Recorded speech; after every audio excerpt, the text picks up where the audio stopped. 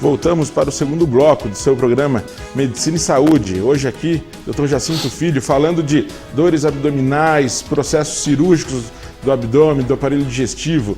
Primeiro bloco a gente falou de apendicite, certo? Certo. E a gente já explicou então que tem várias coisas que são diagnósticos diferenciais de apendicite. Então lembra pra gente, quais são esses diagnósticos diferenciais quando o paciente está lá, está com aquela dor abdominal, ele já chegou às vezes falando pro seu médico, acho que eu tô com apendicite, às vezes eu tô colocando a mão até no lugar errado, eu tô com apendicite. Quais são os diagnósticos diferenciais possíveis aí? Não precisa falar todos, que acho que a gente não tem tempo para falar. Os mais comuns. Com certeza não tem mesmo, porque o que eu costumo falar até para os pacientes quando a gente está aí nessa interação aí sobre o diagnóstico, que dor de cabeça e dor abdominal tem muitos diagnósticos diferenciais. A gente tem que, a partir da conversa do exame físico, ir descartando um por um. Então, assim, a apendicite é muito prevalente realmente, é por isso a tendência do paciente chegar e já achar que é apendicite, porque sempre teve alguém que já foi operado, sempre conhece alguém que já passou por lá para fazer uma avaliação, porque a prevalência é bastante grande mesmo. Mas existem outros diagnósticos diferenciais que não são cirúrgicos, e alguns até são cirúrgicos, mas que não são apendicite, apesar de ter os sintomas muito semelhantes. Esses diagnósticos são muito divididos por faixa etária. Isso já é um fator para a gente poder diferenciar o que pode ser cada caso. Apesar da apendicite ter uma incidência maior no paciente jovem, numa faixa etária aí da adolescência até os 35 anos, ele pode ocorrer em qualquer faixa etária, do nenê pequeno ao idoso, pode ocorrer apendicite. Agora, para a gente fazer um diagnóstico diferencial, a faixa etária é importante para a gente ver. Cada idade tem os seus diagnósticos diferenciais mais prováveis, para a gente poder pensar o que pode ser que não seja cirúrgico, que não seja apendicite. A criança tem a intussuscepção, as cólicas intestinais, o adolescente tem a parte intestinal também, a da alimentação, é muito comum. O idoso geralmente é a diverticulite. Na mulher, no período fértil, geralmente é o cisto ovariano, é uma possível gravidez ectópica. Então são diagnósticos que muitos deles têm um quadro muito semelhante com a apendicite, a própria adenite mesentérica, que é só uma inflamação intestinal. E não é cirúrgico? E não é cirúrgico, é de resolução inclusive até espontânea. É uma reação do organismo a uma infecção viral do próprio paciente. Pode ocorrer também em qualquer faixa etária, a gente tem que ver qual que é a maior prevalência dela. Então a faixa etária é importante para a gente diferenciar esses diagnósticos. Bom, vou pensar uma aqui, a gente vai falando delas. Eu vou pensar uma que é muito comum, exatamente, aí no paciente mais idoso, mas que acontece muito também, e vem aumentando, né? A doença diverticular e a diverticulite. Então a diverticulite, ela é um diagnóstico, como a gente falou, que ela é um diagnóstico diferencial para apendicite, certo? Claro.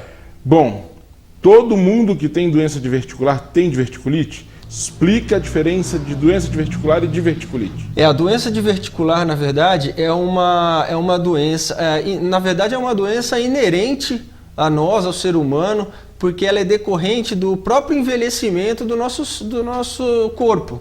Então, assim, a musculatura, de maneira geral, vai ficando flácida com a idade e não é diferente no intestino grosso. Ele tem a musculatura dele, vai ficando mais flácida e sujeita a formar fraquezas de parede. Essas fraquezas de parede no intestino é a doença diverticular, são os divertículos.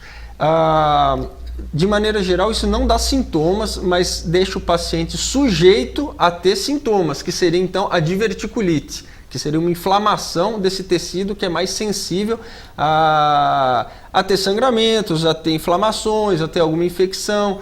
Então, assim, a diferença a doença diverticular é própria do nosso envelhecimento. Algumas pessoas vão ter mais, outras menos, outras podem não ter. Isso varia de cada pessoa e da genética de cada um. E a diverticulite é o processo inflamatório, a complicação, que pode ter vários níveis, desse problema da doença diverticular. Como que a gente faz o diagnóstico da doença diverticular? Aquele paciente, então, ele não está sentindo nada, ele vai fazer alguns exames, ou tem alguma queixa e por algum motivo fez um exame e acabou descobrindo que uma doença diverticular. Como que faz o diagnóstico? Que exame que pede? Qual que é o padrão ouro? Fala pra gente. Nós fazemos o diagnóstico da doença diverticular principalmente através da colonoscopia.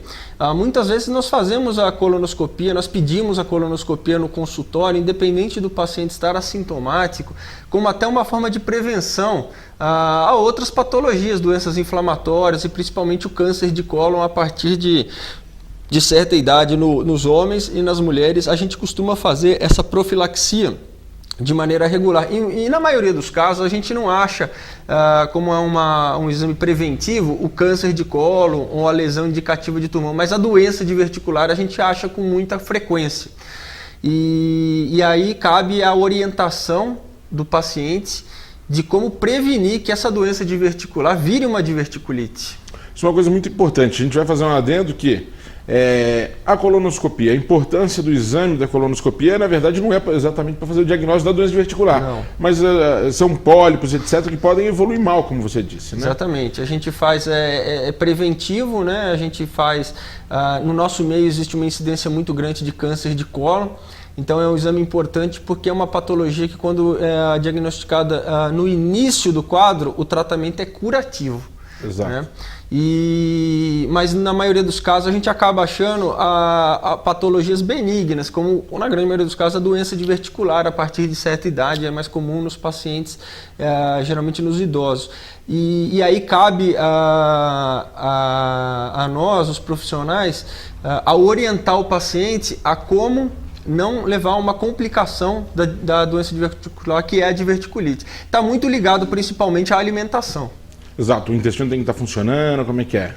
A gente costuma orientar a dieta rica em fibras, a hidratação, sempre importante, evitar alimentos que dificultem a digestão, os alimentos muito gordurosos, os alimentos muito pesados, os alimentos de farinha refinada, a gente sempre orienta a trocar pelos alimentos integrais, sempre hidratar, não pular as refeições, ter sempre uma rotina alimentar, fazer exercícios físicos. Esses são os fatores preventivos para evitar uma complicação da diverticulite, que pode ter vários níveis também. Pode ter só uma inflamação, pode ser um sangramento, pode ser uma infecção, pode ser um tratamento desde um remédio para sintoma, como um antiespasmódico, um remédio para cólica, quanto pode o tratamento ser uma cirurgia, depende da evolução do quadro. Aí que eu queria chegar. Toda diverticulite, agora falando da diverticulite mesmo, do processo inflamatório, toda diverticulite é tratada com cirurgia? O paciente recebeu o diagnóstico, a senhora está com uma diverticulite. Fala assim, meu Deus do céu, estou indo para a sala, vou operar. É assim que funciona, não? Não é assim. A grande maioria das diverticulites, elas evoluem como um padrão inflamatório. Então, o paciente tem uma inflamação do divertículo, tem uma dor que é persistente, dependendo do lado, pode ser realmente um diagnóstico diferencial da apendicite. A gente consegue, através do exame físico, do histórico do paciente, da faixa etária, como a gente comentou, e dos exames complementares, definir que aquilo é uma diverticulite, não apendicite. Aí o quadro não é cirúrgico. A gente pode tratar o paciente com antibiótico ou só com remédios para os sintomas. Agora, dependendo do quadro, a gente pode ter uma infecção, um abscesso, a gente pode ter uma perfuração do divertículo, e aí o quadro se torna cirúrgico. Então, em alguns casos, dependendo da evolução, o quadro da diverticulite vai ser cirúrgico. Na maioria dos quadros, o tratamento é clínico, seja internado com antibiótico, seja só com remédio para sintomatologia. Agora, é muito variável, pode ter vários tipos de tratamento, inclusive o cirúrgico. Exatamente. Nesses casos, a cirurgia é mais agressiva do que a cirurgia do apêndice, né? Ela é mais agressiva de forma geral. De forma geral, ela é mais agressiva, assim, porque assim, toda apendicite é cirúrgica. E a grande maioria dos diagnósticos de apendicite, a gente faz uma fase inicial e consegue uma cirurgia com uma recuperação muito rápida. Nem toda diverticulite é cirúrgica. As que são, geralmente, já são as mais complicadas. E geralmente esses quadros já acontecem no paciente que é mais idoso, que tem outras comorbidades e já é mais debilitado. Então isso aumenta a morbidade da cirurgia e a mortalidade também. Então a cirurgia para diverticulite, ela é sempre mais complicada, é uma cirurgia mais difícil, com maiores índices de complicação do que o apendicite. Isso é importante falar. Aí a gente já está falando de uma coisa mais agressiva, né? Bom, a gente está chegando no final do nosso programa, infelizmente. Eu vou pedir para você só pensar aí outros diagnósticos diferenciais comuns de doença inflamatória, mas a colicistite a gente deixa de lado, combinados? Que daí a gente vem e fala só de problemas da vesícula, problemas de fígado, essas coisas. Então cita aí o que mais que a gente tem de diagnóstico nessa dor abdominal que não é apendicite, não é diverticulite. O que mais pode ser então? Realmente um desses diagnósticos é a colecistite, é a cólica biliar. Aqui na nossa região também tem uma incidência muito alta de pedra na vesícula, de inflamação na vesícula. Eu acho que cabe um programa aí pra gente discutir isso aí. Opa, isso aí. Propaganda tá feita. Tá feita. E agora, como eu falei no primeiro bloco, meus diagnósticos diferenciais são muito importantes. Geralmente, as dores abdominais que o paciente procura o pronto-socorro, o caso não é cirúrgico, geralmente são quadros de alguma coisa que foi ingerida, alguma coisa que não fez bem, uma cólica intestinal simples, uma constipação, alguma coisa nesse sentido. Mas diagnósticos como a diverticulite, como a apendicite, como uma úlcera, como uma doença inflamatória, que é uma doença crônica e que também demanda investigação e acompanhamento, como doença de Crohn, retocolite ulcerativa, que também pode ter as suas complicações, inclusive levar a tratamento cirúrgico.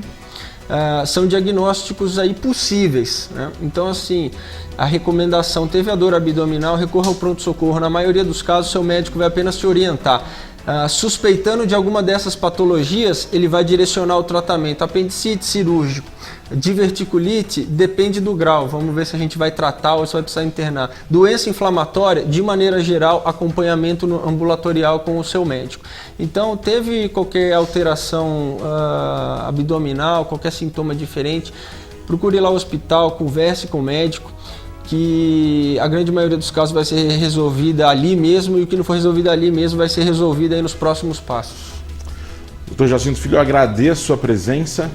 A gente já fez propaganda, então agora a gente vai ter que falar de vesícula, problemas da vesícula, colicistite, colicistopatia, combinados, né? Combinado, né? Eu estou à disposição para vir falar sobre o tema. É um tema muito prevalente também, assim como outros que a gente tem aqui no nosso meio, que a gente vê na nossa vivência aí no hospital. Estou à disposição.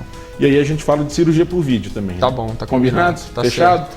Beleza, e eu agradeço a sua audiência. A gente volta num próximo programa.